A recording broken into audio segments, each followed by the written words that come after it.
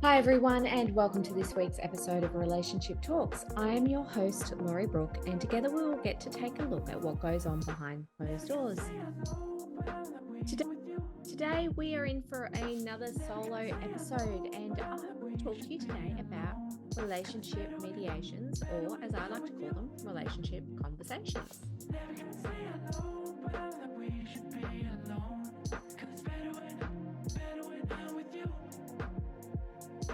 Thank you so much for joining me on this episode of Relationship Talks.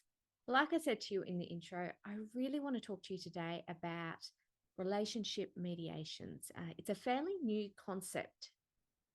And I think we're used to hearing people talk about going to couples counseling, couples therapy, relationship counseling. But the term or the thought of having to do a mediation, a relationship mediation, makes people wonder what's wrong. There's a little bit of stigma out there from a counseling and therapy perspective, depending on where you're located in the world. For some regions, it's normal, it's healthy, it's good. And for others, it's a little kind of got that, I suppose, people looking at you wondering how much longer is your relationship going to last? What's really going on underneath the surface? Or why are things so bad that you need to do that? And the same can be said with relationship mediation. Now, mediation is different to counseling in that it is solution focused. It is making sure that we address the issue and look for ways that we can solve the issue and move on. Counseling, you're talking a lot about what happened in the past. We're talking about our feelings, and it's a more therapeutic intervention. So depending on what you're looking for, counseling and therapy could be really great for you.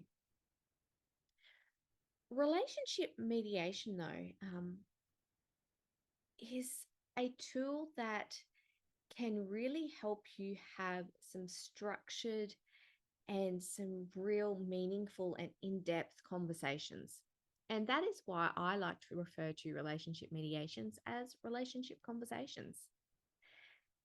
It is no different to being able to sit down and have a deep and meaningful with your partner or with the other person in the relationship, whoever that may be, and to actually talk about what's working, what's not working, what can we do to take our relationship forward to make sure things stay on track as we move forward.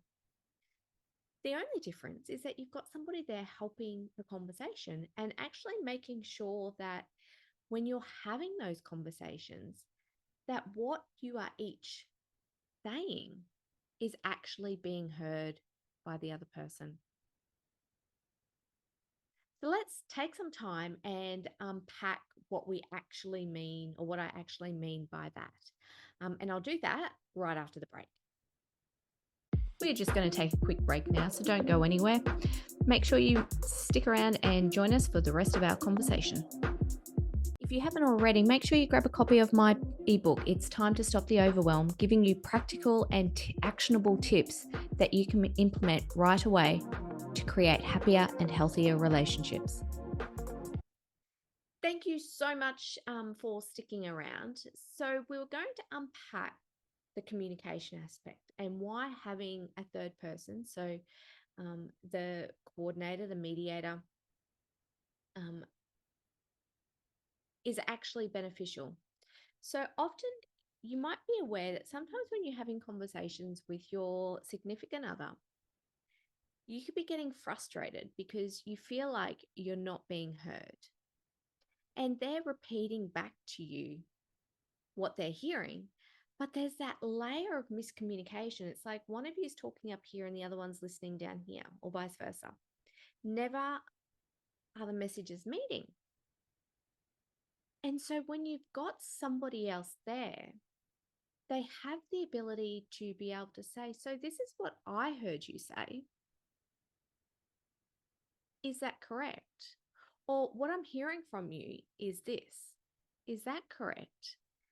And then they can turn to the other person and go, so Can I just confirm, when I heard Sam say this,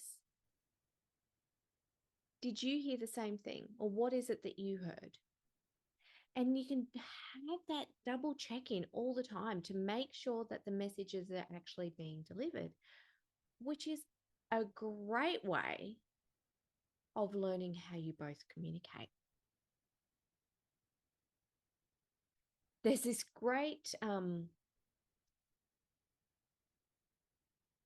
I think it's a meme that goes around on social media, and it talks about how, in terms of relationship problems, 10% of it is as a result of people disagreeing.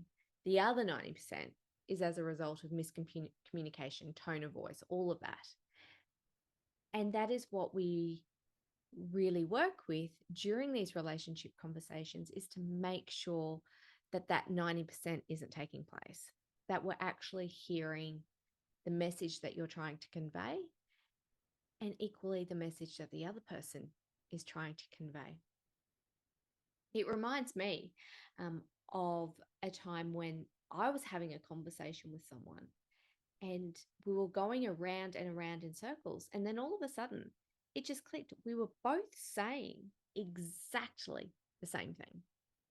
I can't even think of what it was about right now, but we were both saying exactly the same thing, but just in a completely different way, and getting frustrated with each other because we weren't agreeing with each other, we weren't understanding. And then when we realized, I mean, it was something to laugh about and something to laugh about now, but it's so easy to do. So if you're going through the process of really understanding and wanting to make sure that the communication is happening on a great level, this is an easy way to make sure of it. The other great thing about relationship conversations is that they're planned. You know when the next check-in is going to be. And depending on what's going on for you both, it might be something that you have once a quarter. You might want to have it every other month. You might want to have one a year. There's no magic to how often you have them. But by having these planned conversations, it means that if something comes up for you, you know that, well, hang on, I've got a conversation coming up, so I'm going to park it and we're going to talk about that issue then. So you don't have to always be constantly raising issues. You can kind of just go, oh, no, let's save it for when we have the conversation.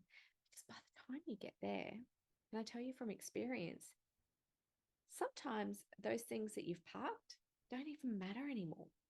Because when you've had that time to let it sit, you realize that the day that it annoyed you, there was probably some other stuff going on that prompted the frustration and the feeling of angst and frustration. So it's always great to know when you have these conversations being planned, to be able to park issues. And then when we do have the conversations, we can have them in a way that, one, we're addressing the issues that we really need to address, but two, it's also giving you both the opportunity to sit on the problems for a little bit to see if they are actually issues that you need to raise. Don't go away. I will be right back finishing the conversation just after this. If you are looking for ways to improve, enhance, and take your relationship to the next level, make sure you check out our online program, Improving Your Relationships. Don't stay where you are. Do the work, create your own happiness, and move forward with happier and healthier relationships. What we want to do with the relationship conversations is to make sure that no one is caught off guard. So you're not raising things that we haven't prepared for.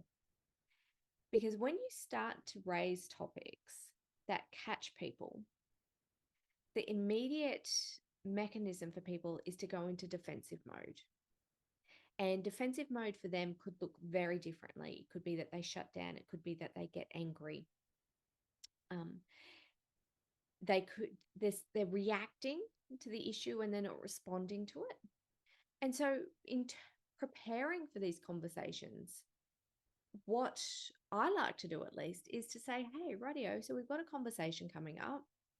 Can you send me an email, send me a message, let me know what are the issues that you want to discuss. I'm going to send them to the other person if it's not a joint email. But we always want to make sure that these are issues that everybody knows about so that they can be prepared. You don't want to feel like something's been thrown at you from left field. And you're like, where did that come from? I thought that was fine. I didn't realize that was an issue at all.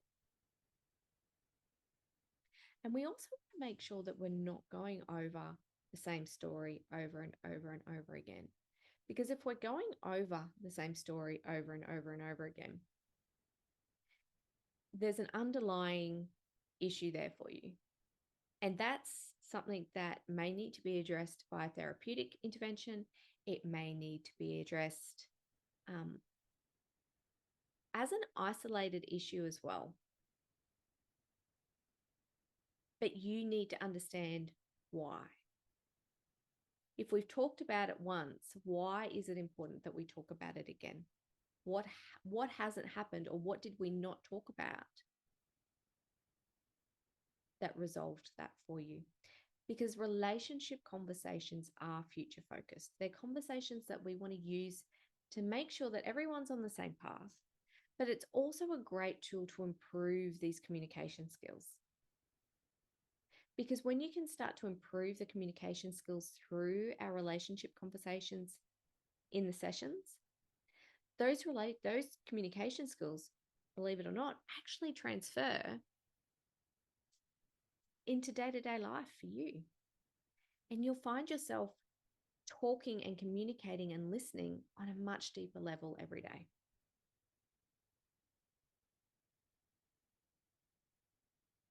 So that's what a relationship conversation and a relationship mediation is all about. It's helping you make sure that any problems you have are being addressed. We're identifying solutions so that you can move forward and that we're not running into the same brick wall over and over again. But also it's setting you up to learn how to communicate together as a couple. Like I said, I love doing relationship mediations. I find that they're a great way to see that you're on the same path, that you're working towards the same goal, you've got the same plan. And thank you so much for listening to this week's episode of Relationship Talks. If you can, I would love for you to jump on and leave a review. And whilst you are at it, don't forget to like and subscribe to our YouTube channel. Please join me again next week when we get to take a look behind closed doors at someone else's relationship. But until then, I am your host, Laurie Brooke, and remember, the choice is yours, so make today and the week the very best it can be.